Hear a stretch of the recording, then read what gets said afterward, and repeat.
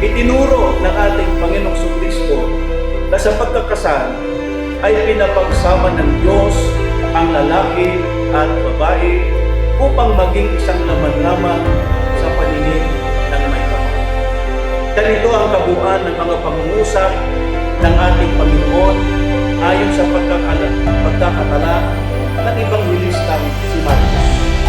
Dahil dito'y iiwan ng lalaki ang kanyang ama at kanyang ina at makikisama sa kanyang asawa. At ang dalawa ay magiging isang laman. Kaya hindi na sila dalawa, kundi isang laman.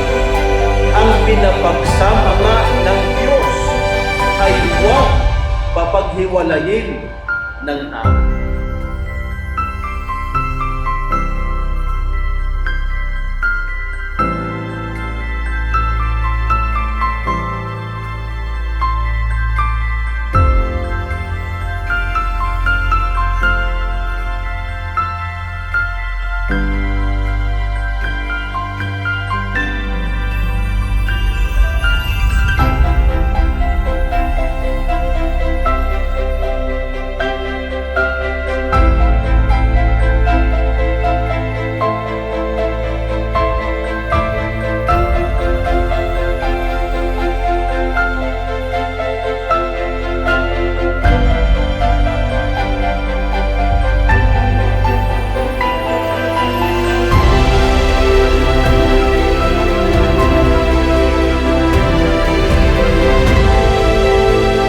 Si Darcel Ray Prado Ay kinukuha kita.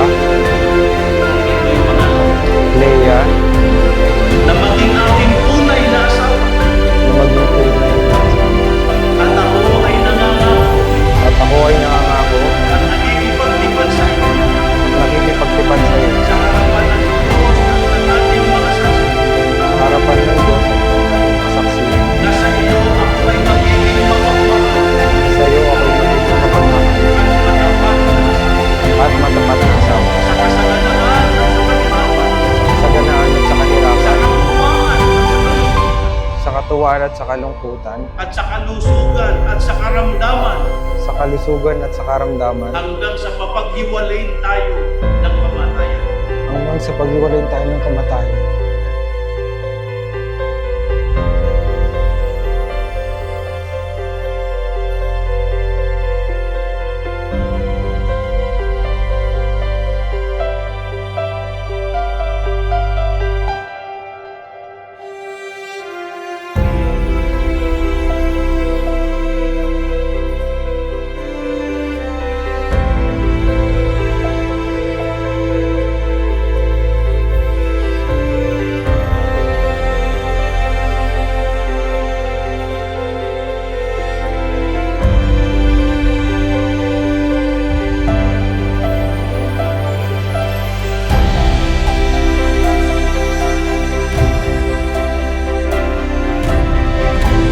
Ang singsing na ito Ay binibigay ko sa iyo ay binibigay ko sa iyo bilang sagisag at pangako bilang sagisag at pangako ng ating patuloy at nananatiling sa ating patuloy at nananatiling pag-ibig.